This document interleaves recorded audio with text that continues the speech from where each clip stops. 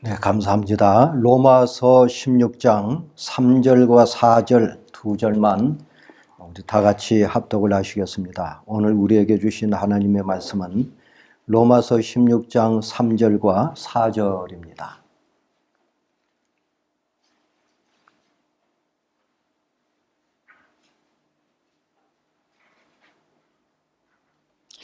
같이 읽겠습니다. 너희는 그리스도 예수 안에서 나의 동역자들인 브리스가와 아굴라에게 문안하라. 그들은 내 목숨을 위하여 자기들의 목까지도 내어놓았나니 나뿐 아니라 이방인의 모든 교회도 그들에게 감사하느니라. 아멘. 다시 한번 읽습니다. 너희는 그리스도 예수 안에서 나의 동역자들인 브리스가와 아굴라에게 문안하라. 그들은 내 목숨을 위하여 자기들의 목까지도 내어놓았나니 나뿐 아니라 이방인의 모든 교회도 그들에게 감사하느니라. 아멘. 5월을 가정의 달이라고 이렇게 말을 하죠. 5월 5일은 어린이날, 5월 8일은 어버이날, 5월 20일은 또 부부의 날, 그렇게 말들을 합니다. 그래서 가정의 달이라고 하는데, 교회에서는 첫 번째 주일을 어린이 주일, 둘째 주일을 어버이 주일, 셋째 주일을 청년 주일이라고 그렇게 합니다. 그런데 부부 주일은 없습니다. 제정되지 않았습니다. 저는 네 번째 주일이 부부 주일이어야 된다고 그렇게 생각을 합니다. 여러분 생각을 해보십시오. 한 남자와 한 여자가 혼인하여서 가정을 이루잖아요. 얼마가 지나면은 그 사이에서 자녀들이 태어나고 가정의 일원이 됩니다. 그런데 그 자식들이 장성하면 또 출가해서 다 흩어지잖아요. 남는 것은 부부밖에 없습니다. 그래서 부부가 얼마나 중요한가 하는 것을 알 수가 있습니다. 오늘 성경 말씀을 보면은 아름다운 부부가 나오는데요. 브리스가와 아굴라라고 그렇게 표기되어 있습니다. 브리스가와 아굴라라고 표기되어 있는데 사도행전 18장을 보면 브리스길라와 아굴라라고 그렇게 표기되어 있습니다. 사도행전 18장 1절부터 4절에도 나오고요. 18절부터 28절에도 나오고요. 고린도전서 16장 19절, 디모데후서 4장 19절, 그리고 오늘 본문인 로마서 16장 3절과 4절에도 브리스가와 아굴라 부부, 브리스길라와 아굴라 부부가 나옵니다. 이들 본문을 찬찬히 살펴보면 두 가지 특징이 있는데요. 하나의 특징은 사도행전에서는 브리스길라라고 그렇게 되어 있고, 바울이 기록한 서신서에서는 브리스가라고 그렇게 되어 있습니다. 학자들에 의하면은 그때 당시 로마에 브리스가라고 하는 이름을 가진, 성을 가진 귀족 가문이 있었다는 거죠. 그래서 브리스가가 이름이고 브리스길라는 애칭이었지 않았는가, 이렇게들 추측을 합니다. 두 번째 특징은 이들 본문을 찬찬히 살펴보면 브리스길라가 먼저 나오고 아굴라가 뒤에 나옵니다. 단 한 군데만 아굴라가 먼저 나오고 있거든요. 고린도전서 16장 19절을 제외하고는 브리스길라라고 하는 여자 이름이 먼저 나옵니다. 이게 이제 상당히 이례적인 거잖아요. 우리나라에서도 대개 아무리 남편이 못나서도 남편 이름을 먼저 쓰고 아내 이름을 그 다음에 쓰는 게 관습입니다. 그게 관습이지 뭐 남존여비까지 말할 필요는 없는데 하여튼 관습상 그렇게 되는 거죠. 2000년 전 로마 시대 때도 마찬가지였다는 거죠. 마찬가지였는데 아내 이름이 먼저 표기된 것에 대해서 학자들이 많이 궁금해합니다. 그래서 남편보다 아내 이름이 먼저 거명되는 경우는 그때 당시에 여자의 집안이 사회적 신분이 더 높으면 그러면 여자 이름을 먼저 표기했었던 것 같습니다. 그래서 어떤 이들은 아까도 제가 말씀을 드렸습니다마는 당시 로마 귀족 가문 가운데 브리스가라고 하는 가문이 있었기 때문에 이 브리스길라로 표기되는 이 여자의 친정집이 신분이 높은 귀족 집안이어서 브리스길라 이름을 먼저 표기했지 않았는가 이렇게 그렇게 추측하는 사람들도 있습니다. 또 이 점만 가지고 부족했던지 아굴라는 노예 출신이었다. 그래서 뒤에 기록되었다. 이렇게 말하는 사람도 있어요. 그러나 근거는 없습니다. 아굴라가 노예 출신이었다라고 하는 근거는 전혀 없지요. 어떻게 보면은 상당히 선정적인 추론이 아닐 수가 없습니다. 무조건 그저 그냥 그 충격적인 어떤 그 해석을 하면 그러면 은혜가 될 것 같아서 그렇게 생각들 하지만 근거 없는 주장은 할 필요가 없지요. 주 4세기에 크리소스톰이라고 하는 그 신학자가 있었는데요. 이분은 이렇게 말을 합니다. 바울은 브리스길라가 남편보다 경건했다는 것을 인정하고 있는 것 같다. 내가 보기에 크리소스톰이 보기에 여자가 더 열성적으로 충성했기 때문에 먼저 이름을 기록한 것이 아닌가 그렇게 생각한다. 이게 크리소스톰의 의견입니다. 한마디로 말씀을 드리면 아굴라보다도 브리스길라가 초대교회에 훨씬 더 많은 영향을 끼쳤다는 얘기죠. 뭐 그럴 수 있습니다. 그러나 제가 생각할 때 그것만이 남편보다 아내 이름을 먼저 표기한 이유가 되겠는가 하는 의심이 갑니다. 왜 그러느냐면 아무리 아내가 남편보다 더 영향을 끼쳤다 하더라도 교회에 영향을 끼쳤다 하더라도 아내 이름을 먼저 기술하는 것은 당시 관습상 상당히 부담이 됐을 거라고 생각할 수밖에 없지요. 따라서 크리소스톰의 의견은 아내에 대한 남편의 배려가 전제되어야만 가능하다는 생각이 듭니다. 크리소스톰은 남편이 더 열심을 냈기 때문에 아내가 더 열심을 냈기 때문에 아내 이름을 먼저 썼다 이렇게 주장하고 있지만 제가 생각할 때는 아내에 대한 남편의 배려가 전제됐을 때 그것조차도 해결될 수 있는 문제지 않는가 그렇게 생각한다는 거죠. 제 아무리 바울이라고 하여도 관습을 뛰어넘어서 아내를 지켜 세워줄 수는 없습니다. 아내의 이름을 먼저 적을 수 없었다는 거죠. 그래서 정리하자면 아굴라도 초대교회에 끼친 영향이 적지 않았습니다. 브리스길라만 초대교회에 영향을 끼쳤다 하는 그것도 추론이죠. 근거가 없습니다. 아굴라가 못했다는 근거도 없습니다. 중요한 것은 두 사람 이름이 항상 병기된 걸 보면 두 사람 다 초대교회에 엄청난 영향을 끼쳤던 부부였다. 이렇게 정리해야 되겠고요. 두 사람의 이름이 항상 병기될 때 아내 이름을 먼저 표기한 것은 아내에 대한 남편의 사랑과 존경 그리고 배려가 있었기 때문에 바울도 누가도 그렇게 표기했지 않았는가 싶습니다. 중요한 것은 아굴라의 사랑과 존경 그리고 남편에 대한 배려 이것이 작동됐다고 그렇게 봅니다. 누가가 기록한 사도행전 18장 1절로 4절을 보면은 바울이 제2차 전도 여행 중에 아테네죠. 아덴을 떠나서 고린도에 갑니다. 아테네는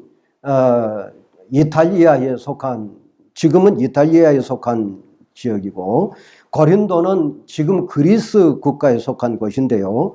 고린도로 가죠. 근데 바울보다 먼저 고린도에 와 있었던 이가 있었습니다. 아굴라였습니다. 이 아굴라는 아퀼라죠. 아퀼라. 우리말로는 아굴라라고 번역이 되어 있지만 영어 표기로 하면은 아퀼라입니다. 아퀼라. 헬라식 이름이죠. 그러나 아퀼라는 유태인이었습니다.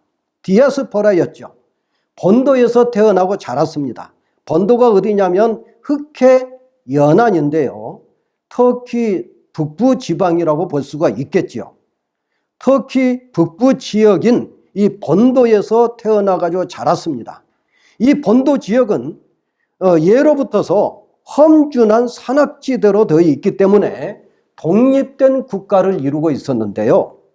주 66년에 로마에 합병된 이후에 터키의 일부로 지금 그렇게 남아 있습니다. 그런데 초대교회 당시 때에 유대인들이 이 본도에 굉장히 많이 살고 있었다는 겁니다. 그래서 그 중에 아굴라도 있었다는 거죠. 브리스길라는 헬라식 이름입니다. 그리고 헬라 사람입니다.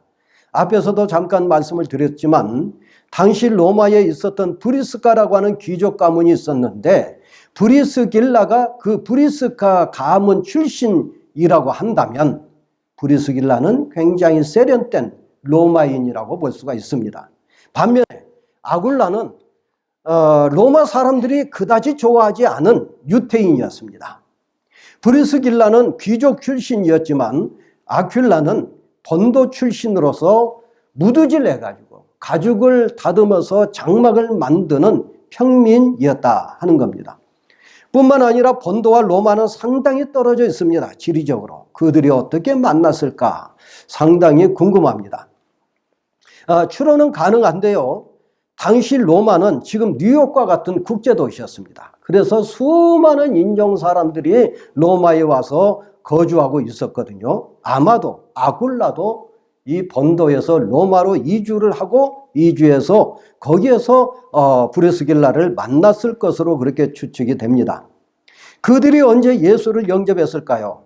사도행전 2장 9절 말씀을 보면은 본도에서 유태인들이 예루살렘에 왔었다는 기록이 있습니다.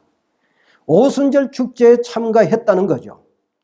그래서 아굴라도 오순절 축제에 참석하기 위해서 예루살렘을 방문했지 않았는가 이렇게 생각이 됩니다. 거기에 대한 그 근거는 베드로전서 1장 1절을 보면은 베드로가 본도에 흩어져 사는 나그네에게 편지를 쓴다 이런 글을 남기고 있습니다. 말하자면 베드로전서는 본도에 살고 있는 나그네들에게 보낸 편지라는 거죠. 그러면은 본도에서 오순절날 유태인들이 와가지고 오순절 성령 강림 사건을 경험한 이 베드로를 충분히 만났을 거라고 추론이 가능합니다. 베드로의 설교를 들었었겠죠.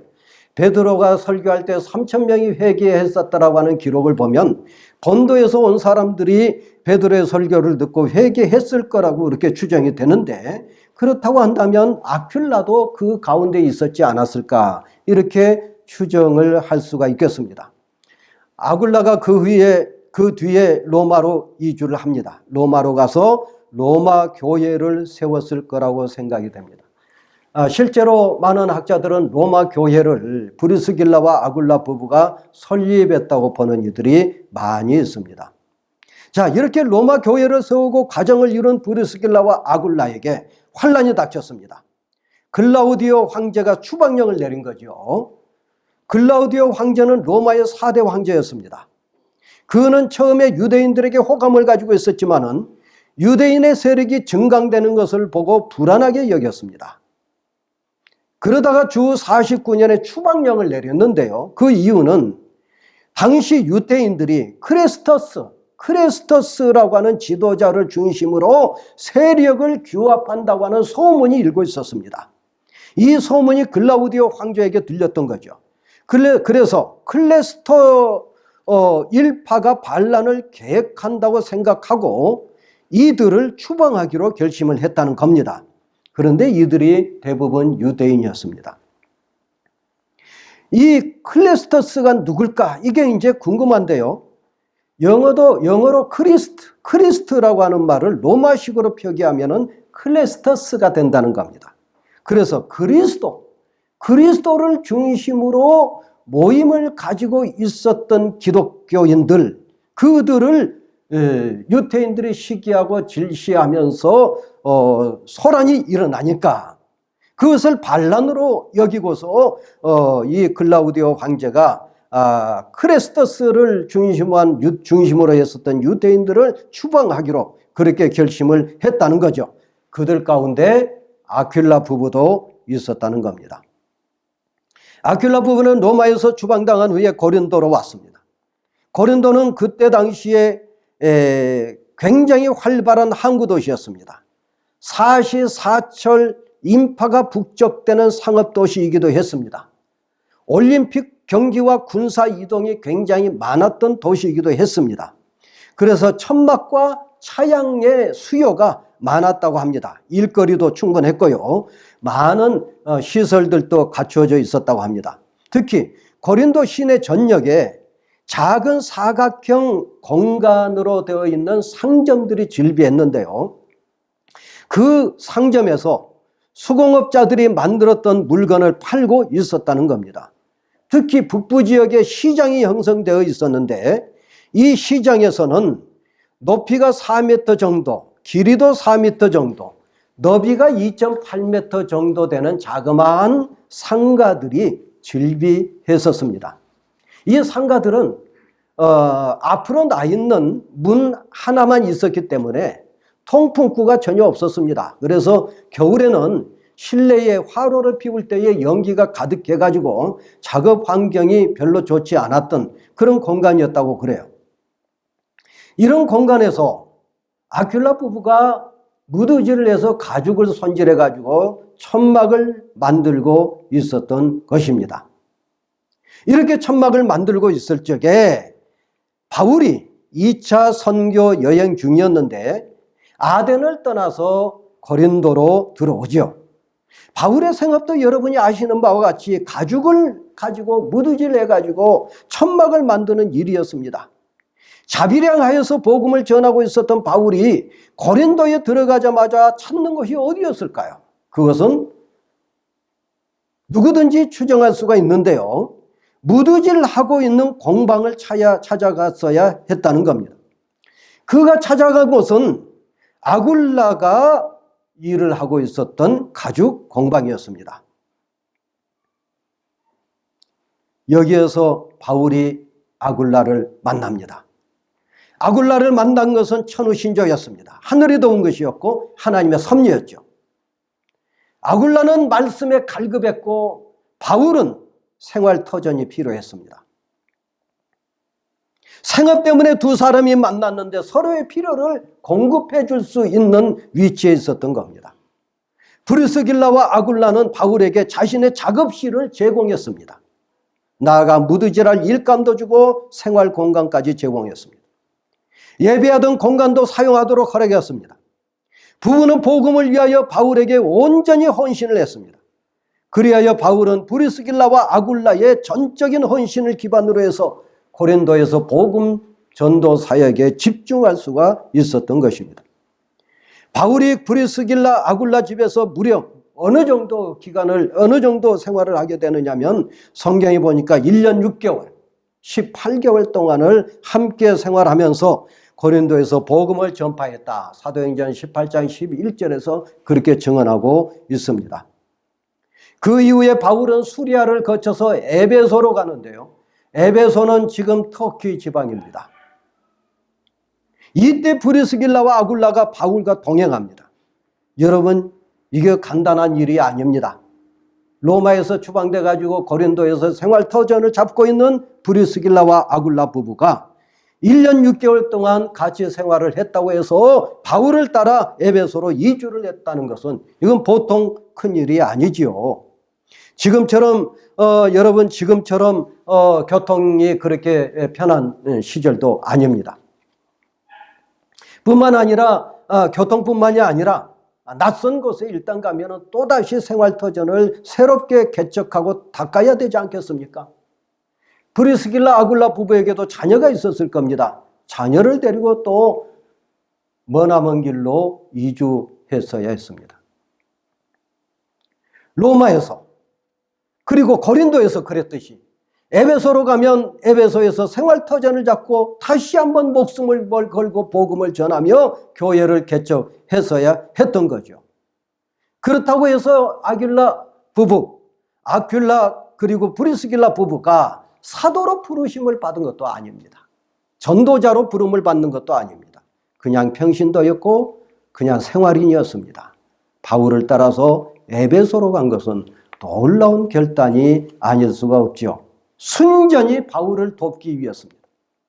이것은 하나님을 믿는 절대적인 신앙이 없으면 불가능한 일이고 바울에게 충성하는 마음이 없으면 있을 수 없는 행동이 아닌가 이렇게 볼 수가 있습니다. 또 한편으로는 바울이기 때문에 이런 충성스러운 교인이 따라다니면서 도와줄 수가 있었고 또 달리 보면 브리스길라와 아굴라 부부이기 때문에 바울이 같이 동행하면서 복음 사역에 집중하지 않았는가 이렇게 볼 수 있습니다. 한참 후에 바울은 자신이 한 번도 가보지 못한 로마 교회에 편지를 보냅니다.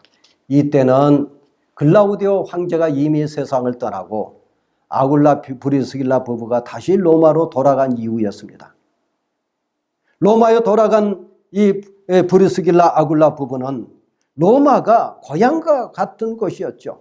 아마도 설레는 마음으로 로마로 돌아갔을 겁니다. 자신들이 세웠지만은 이제 폐허가 되다시피 한 로마 교회를 재건하고 있었을 겁니다. 그때 바울이 로마 교회에 편지를 보낸 그 편지가 바로 로마서입니다. 이 로마서 마지막 부분에서 바울은 로마 교회 성도들에게 안부를 묻는데요. 첫 번째 안부 묻는 대상이 브리스가와 아굴라 부부라는 겁니다. 얼마나 각별했으면 16장의 수많은 인사들에 대해서 문안을 하고 있으면서 브리스길라와 아굴라 부부를 제일 먼저 안부를 묻고 있는가 하는 것을 우리가 충분히 짐작할 수 있습니다. 그러면서 바울은 말하기를 그들은 내 목숨을 위하여 자기들의 목까지도 내어놓았다. 그렇게 말을 합니다. 여러분 놀랍지 않습니까? 브리스길라 아굴라 부부가 내 목숨을 위하여, 바울의 목숨을 위하여 자신들의 목까지도 내어놓았다. 과거에 그런 일이 있었다는 얘기거든요.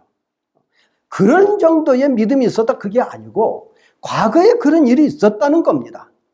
이 구절은 바울에 대한 그들의 헌신이 어느 정도인지 잘 표현해주고 있는데 자기의 목이라도 내어놓았다 이 표현을 헬라어 그 본문을 그대로 직역하면 이런 말입니다.